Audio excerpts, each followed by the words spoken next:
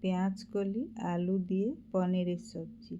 সরষের তেলে কালো জিরে শুকনো লঙ্কা আলু নুন হলুদ দিয়ে একটু ভেজে নেব। তারপর আদা রসুন কাঁচা লঙ্কা বাটা টমেটো বাটা জিরে গুঁড়ো সবজি মশলা দিয়ে মশলাটা একটু ভাজা ভাজা করে নেব। এরপর মটরশুঁটি পেঁয়াজ কলি দিয়ে পেঁয়াজ কলিটাও একটু ভেজে নেব। পরিমাণ মতো আর একটু নুন দিয়ে দেব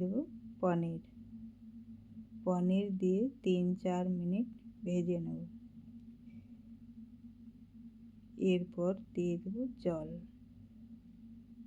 জল দিয়ে নেড়ে চেড়ে আলু পেঁয়াজ কলিটা সিদ্ধ হওয়া পর্যন্ত ঢাকা দিয়ে রান্না করব।